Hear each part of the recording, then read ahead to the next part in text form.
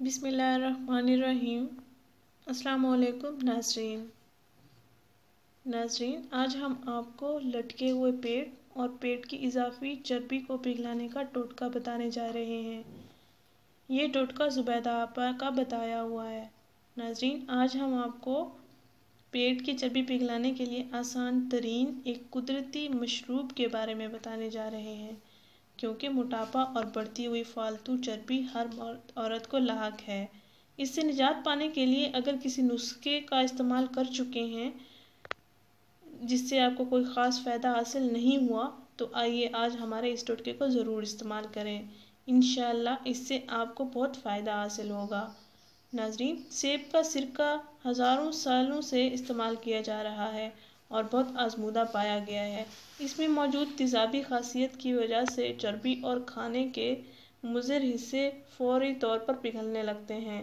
सेब के सिरके के इस्तेमाल से निज़ाम को बेहतर तरीके से काम करने की सलाहियत मिलती है और खून में शुगर की मिकदार भी कंट्रोल रहेगी।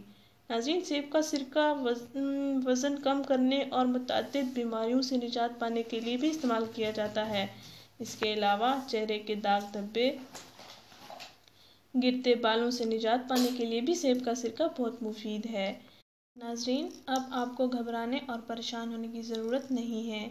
ये मशरूब आपकी फालतू चर्बी को पिघलाएगा और मोटापे से हमेशा के लिए छुटकारा मिल जाएगा।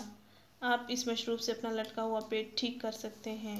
अगर इस मशरूब से फ़ायदा उठाना है तो इसे सुबह के वक्त ज़रूर इस्तेमाल करें। इसमें बहुत कम हरारे होते हैं, लेकिन इनमें तवानाई भरपूर होती है। नाज़रीन, ज़ुबैदा आपा का चर्बी पिघलाने का टोटका ये है। नीम गर्म पानी का एक गिलास लें, उसमें 3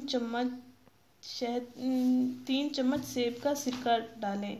नाज़रीन, नीम गर्म पानी का एक गिलास लें, उसमें 3 चाय के चम्मच सेब का सिरका डालें और साथ 1 चम्मच शहद भी डाल लें। इन तीनों अज्जा को अच्छी तरह मिक्स करें। निहार मुँह आप इस पानी को रोज़ाना पी लें। नाज़रीन, कुछ ही दिन के इस्तेमाल से ही आपके पेट की चर्बी पिघलना शुरू हो जाएगी और आपका पेट लटका हुआ महसूस नहीं होगा, बल्कि पेट की चर्बी पिघल जाएगी और पेट की स्किन टाइट नज़र आएगी। इसके साथ साथ और भी बहुत से फ़वाइद आपको हासिल होंगे, जैसे बालों का गिरना बंद हो जाएगा। नाज़रीन, हमारी इस वीडियो को दूसरों तक ज़रूर शेयर करें। आप खुद भी इससे फ़ायदा उठाएं। हमारा चैनल ज़रूर सब्सक्राइब करें। शुक्रिया। अल्लाह हाफिज़।